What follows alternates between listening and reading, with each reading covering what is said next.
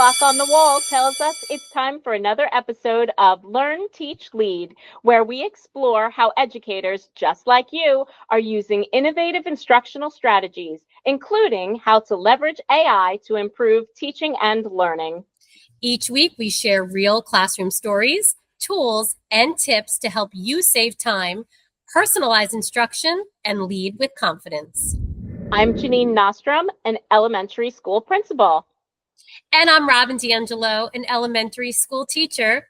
Let's get started with today's Friday Debrief. Okay, I always love starting our Fridays, Robyn, with the fabulous moment of the week. So I would like to share what I think my fabulous moment was. We had an amazing assembly this week to honor the veterans. As you know, Monday or Tuesday, excuse me, was Veterans Day.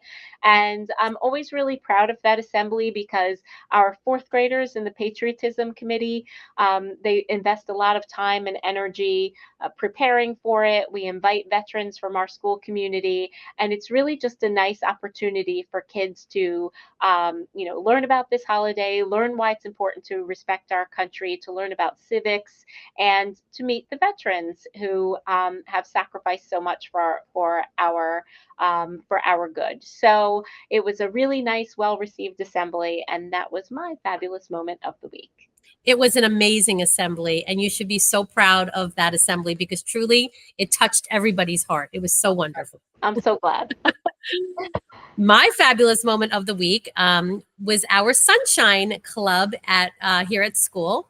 And we try to get together a few times a year to do some team bonding and staff bonding. So yesterday we had a charcuterie board making, and we all came together and we laughed and we had charcuterie snacks and we made charcuterie boards, and you can see mine up on the screen. And it was just so much fun, and we just loved laughing together and spending time together and just really talking because the day goes by so quickly and we don't really get a chance to do that a lot. So it's nice to take time to talk and be with your colleagues. So that was my fabulous moment of the week. Absolutely. That was a lot of fun. And I was actually very surprised at how nice my board turned out because I'm not particularly artistic. But, the stencils made it very easy and it was a lot of fun to do. And what I like most about it is it was holiday themed. So at the holidays, I'll be, of course, thinking of our Ridge Ranch family. It's a nice reminder of that nice get together that we had. So that was fantastic. So, but we should also include in our fabulous moments of the week the workshop that our teachers gave for parents this week related to writing.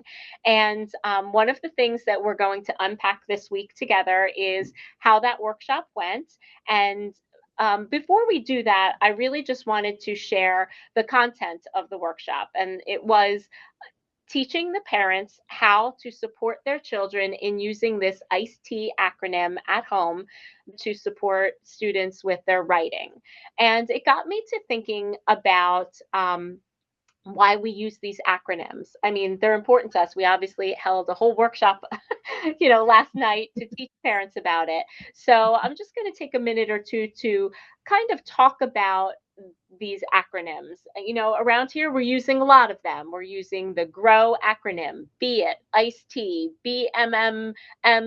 Like, we just have tons of acronyms. And each one is just a small reminder of a word that's packed with meaning. So why do we love these acronyms so much? People might tune into our channel and wonder, why are you using all of these acronyms? Well, we found that the acronyms are very, very powerful learning tools, and they do more than just make ideas easy to remember. They actually are shaping the way that we think and organize and communicate these concepts around teaching and learning. So, first of all, the acronyms help us to create a shared language. So when teachers, students, and leaders are all using the same shorthand, like, we're using the acronym GROW for gather, refocus, observe, and wonder, we're building these, I guess you would call it like cognitive anchors that help make our complex ideas easier to understand and easier to access. So in education, we're often talking about the importance of schema or the mental frameworks that help us easily retrieve knowledge and information. Well, these acronyms strengthen those schema by giving us clear, memorable entry points. And I really do think that that is, an important reason that these acronyms have been so useful to us. Secondly, acronyms promote organization and the transfer of learning. So there's been research on cognitive load theory that explains how learners can only hold on to a certain amount of information in their working memory. So by chunking memory into a simple pattern or a phrase, an acronym reduces that cognitive load.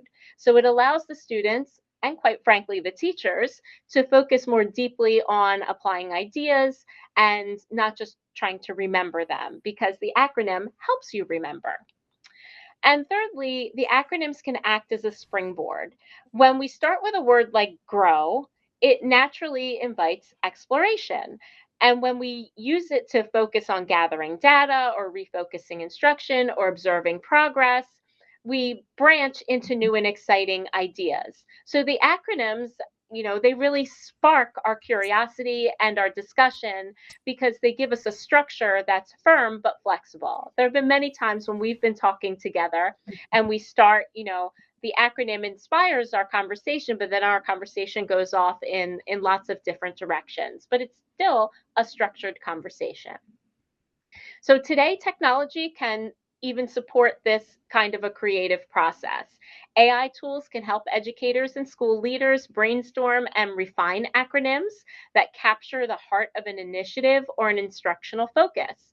And by describing a goal or theme to a large to a large language model, such as ChatGPT or any other large language model, AI can generate multiple acronym possibilities.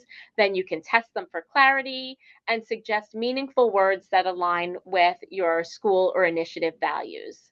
So it's a quick and collaborative way to transform big ideas into memorable frameworks that keep teams aligned and focused. And so finally, acronyms build consistency across classrooms. They provide a common rhythm and reference point, something that transcends our grade level and subjects, whether it's be it or developing richer for developing richer character writing or the ICE-T method for tackling literary analysis. These tools help our students internalize strategies and it helps the teachers align their instruction. So I would say to our listeners that the next time you hear one of our acronyms, just remember that it's more than just a catchy phrase. It's a mental model serving as a memory cue, and it's also a unifying thread that connects our conversations about teaching and learning. And acronyms can do the same in your classroom. They can help students organize their thinking, follow a process, or remember key steps in a routine. So I'd encourage you to try developing one with your students or team. See how a few carefully chosen letters can give structure to a big idea and make it easier to revisit and refine over time. And so that's my thought about acronyms. And I thought it was, I have that long ride home where I'm always thinking about these things like, why are we so focused on these acronyms? And as we were getting ready to roll into the literary analysis units in school, you and your colleagues had suggested let's teach the parents about this. So last night we had a parent meeting where we taught the parents all about the ICE-T acronym. So I thought maybe I could turn it over to you, Robyn, to just talk a little bit about the experience of training the teachers in this area. Absolutely. And, you really spot on nailed that with three different things, Ms. Nostrom. One, it's shared language. Mm-hmm. Two, it's a transfer of information. And three, it gives you an entry point to the next grade. So it was super important last night to bring the parents in this early in the year because we're starting using this ICE-T method for planning the literary analysis in third grade. Now, I can tell you I went from third to fourth grade, and it is transferable. Nobody forgot it over the summer.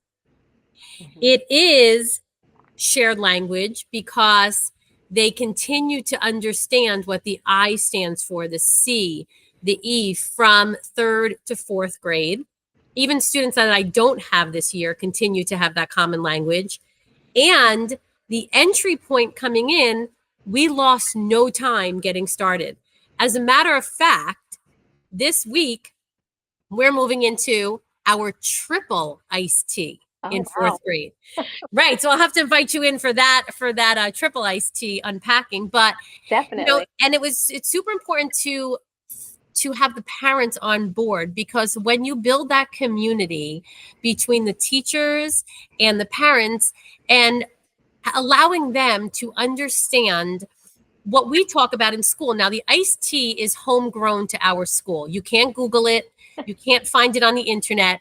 It was literally made from data that we researched for our students and came up with an acronym that we felt would support them in the planning process for writing, for literary analysis. So, for us to teach the parents that, it was so important because they need to have that common language, that shared vocabulary, that transfer of skills at home. Because when they come home and they want to help their child, it's super important for them to be able to know their entry point. Where do they start at home? So we brought them in last night. We had a great turnout and Well, we taught them. I just want to add in because, you're talking about it being homegrown based on the data. That really is the R in our acronym, right? To refocus. So we were looking after we gathered the data, we were looking at where they needed to go, and we said, okay, well, we need to kind of refocus our instruction. And so that was the genesis of this. And then we're like, all right, now we know where they are. We know where we're trying to get to. We can see, the pathway that we have to take. What's the best way to organize this? And out of that came up with the ICE method. So yeah, I just wanted to say, like, again, this is all fitting into, it gives our work some structure so we can really see how things are progressing and where we need to put our energy. Absolutely. And it gives the students the foundation that they feel confident and comfortable starting in third grade with this iced tea and carrying it into fourth grade to find their, writer's voice as they're going into upper elementary and middle school. But I just was so, taken back and it warmed my heart that the parents were so happy that we brought them in last night for a parent night, because when you want to help your child be successful, you need the tools to help them be successful. When I went to school, I did math completely different than I'm teaching it right now. So for them not to have these tools at home is hard for them to support their students. And when you have a community that you're working together with, teacher, student, families, that's when the success happens. We only have them for a short period of time for that year or that day, but to have these skills at home and being reinforced at home is such a wonderful relationship to have with the families. So I encourage every school and teacher to really stay in contact with those families, stay in contact with your community, because that's how you're building relationships, and that's where you're finding the whole child's success. So it was a great night last night. We taught the iced tea literally like students to the parents. Yeah. But they were so thankful, and they have resources now. They have entry points. They have a place to start.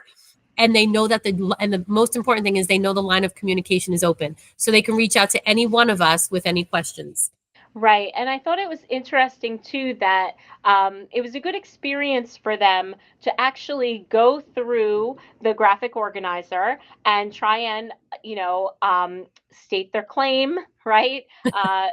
Cite evidence, explain their thinking, and then tie it all together at the end, because it's not as easy as you might think it is. It requires a fair amount of sophisticated thinking, that depth of knowledge that we were talking with the parents about. I think it gave them a new appreciation of the challenge and the level of rigor that the students are participating in class. I know some of them even seemed a little bit nervous, like, oh, I have to do this now myself. And so just going through the experience themselves helped them appreciate what their child had to do, and also it gave them an idea of the kinds of questions that they can ask their children when they're reading to develop that comprehension. And like we told them last night, it doesn't all have to be in writing. A lot of this is just talking. So continually talking to your students or your children about, what the theme is, what's the evidence that proves it, what does this, how can you make it your own? What does this mean? Why does it matter? Those are all critical comprehension questions. And it was just a great night. And I think that, I don't know if you put it together into a video. Maybe we can link it, and anyone, or if someone's interested in seeing the presentation, they could just let us know in the comments, and we'd be happy to send it to them.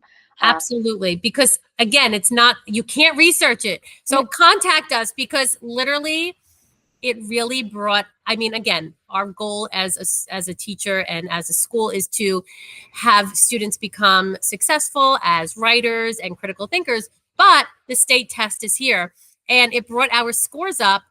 15 of our students got a perfect score in ELA last year. And it just goes to show the confidence that they had going into that test, and now transferring it into fourth grade, the confidence that they still have. And you can't find it on the internet. So you have to contact us, because this iced tea is game changer. It not only helps with writing, but it helps with reading comprehension, because it all ties together into those fun questions that we built into there, those, yummy questions, the MMM, and it's going to help your child be successful. It has with us. So anybody who wants it needs to contact us, because we have it. Yeah. And I'd also say too that one of the most compelling, I guess, things that we shared last night was the idea that this isn't just going to help them in one subject, the subject of writing. It was helping across the curriculum. We started the presentation by putting up an answer of a student from a science test, an answer that a student had provided at the beginning of the year before learning the iced tea method. And then 1 year later, at the start of fourth grade, an, same student answering on another science test at the, we give them at the beginning of the year. And what a difference. I mean, we went from one broken, not very good sentence to a fairly decently written paragraph. Yeah. And that's not in the area of writing. That was just how this student operates now. When I have an open-ended question, whether it's in math or science or social studies, this is how I answer the question. I have an anchor to help me, organize my writing. And Yeah. then we'd be happy to share the iced tea method with anyone who is interested.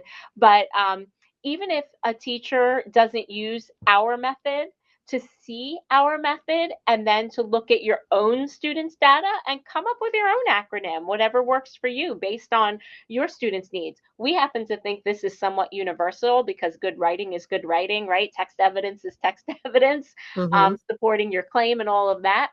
But it's probably not the only way to do it. There's probably other creative teachers out there who might come up with their own way of bridging that gap between what they know and what we want them to do.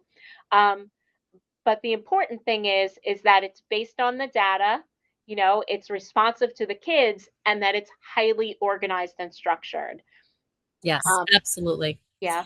And it's funny, because a colleague that presented with me last night was showing one of her colleagues at her school the presentation, and they couldn't believe it was the same student that was started last year. And they're like, no, it's not. She's like, I'm telling you, it is. It's Yeah. the same student, Yeah. because that's how much they internalized this writing process and felt so confident that now they can use it across the curriculum. So Right.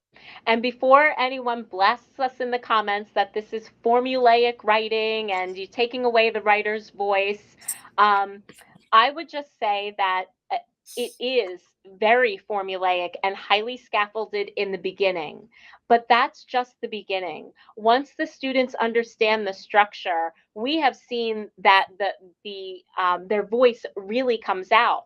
Kids who were reluctant to write are now confident because they know the rules of the game, right? They know how this writing a paragraph game is played, and they have the structure to fall back on, and then they're much more comfortable putting their own voice in. And we're seeing that in the beginning, everybody's paragraphs sort of sound a little alike, but by the end of the year, that's just not the case. Now that they know how to do it, they are definitely putting their own voice into it and playing with the structure and, growing in confidence as writers. So I like to think of it as learning to play a musical instrument, right? Like, sure, it's great to put a lot of feeling and emotion into, to be an expressive musician. But if you don't know the names of the notes and you don't know how to play, your basic chords, then your music might be expressive, but nobody's going to want to listen to it. No. So, yeah. Yeah, I absolutely agree. Nobody wants to play kickball without rules. Yeah, exactly. Exactly. Although I think we did a fair amount of that today, but Yeah. that's okay. At recess. A day in the life. Yes, exactly. Exactly. So, well, can I bridge it over into our teaser for next week because it kind of blends? Absolutely. Okay. So I just want to share my screen with you a sec. Can you see that? Yes. Okay. So talking about acronyms. So after we really came, looked at the iced tea and it was working, I thought to myself, well, one area that is always hard for students, no matter what grade they are in, are word problems. One step or multi-step word problems where they have to reason out.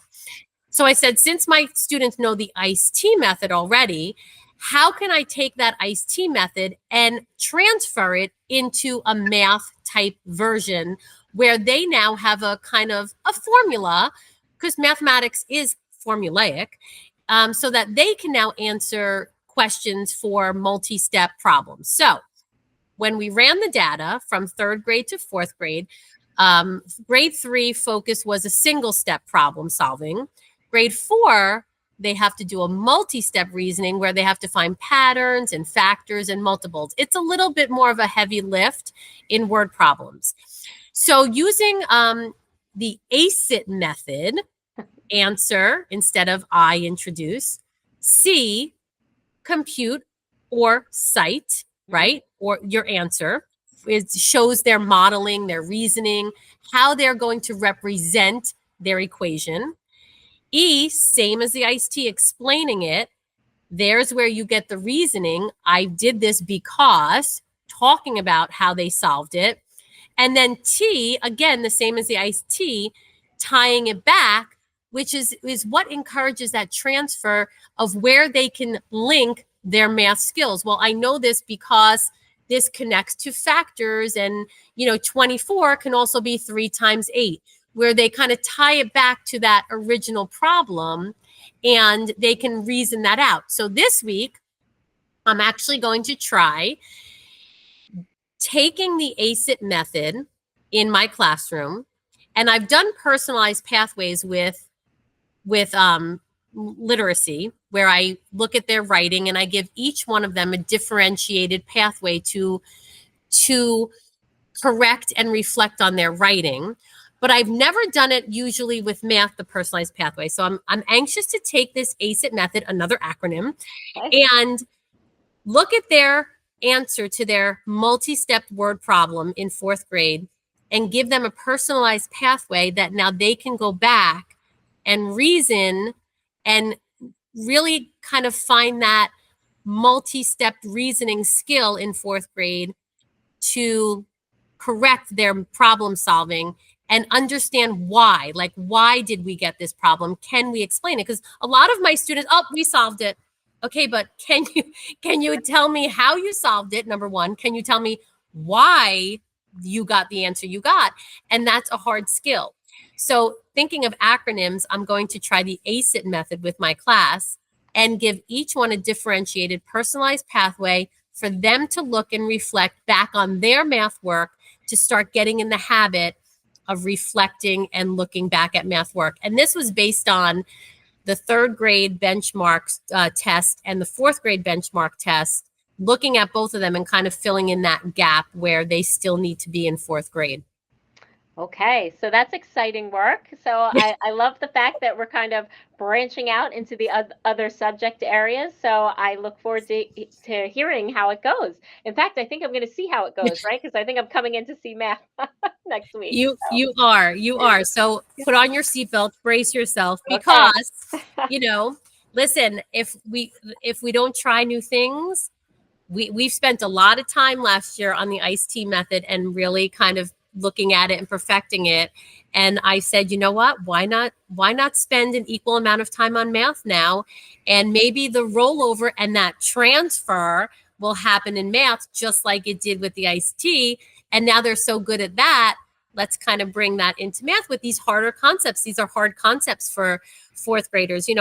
Multi-step word problems are hard for adults, never mind, fourth graders. So maybe if we give them a little bit of a, foundation, it will help them be more confident with their math. Absolutely. So I think our power move for the week can be for teachers to take a look at a concept that their students are struggling with and gather the information on it, and then see how you want to refocus your instruction and how an acronym might support that student in organizing their thinking around a particular topic, whether it is expressing their mathematical thinking, or writing a passage, or whatever it is that you're working on. How can an acronym help organize their thinking so they can have this anchor to fall back on? So it's a fun and creative thing to do, and AI is super helpful with that. You can ask it for tons of different acronyms and just tweak away, riffing back and forth with your favorite large language model. Absolutely. And my power move is for you to comment and ask us to see our iced tea method. Yeah, absolutely. So that we can share it with you, because we really like talking about it and we're very passionate about it. Yes, for sure, for sure. Okay, well, that old clock on the wall tells us it's time to wrap up another episode of Learn, Teach, Lead, our Friday debrief. We've shared a few lessons, unpacked a few stories, and maybe sparked a few new ideas for your classroom or leadership journey. As always, we hope you take what you've learned, teach it forward, and lead with confidence. Thanks for spending part of your week with us. We'll see you next time. Bye. Bye.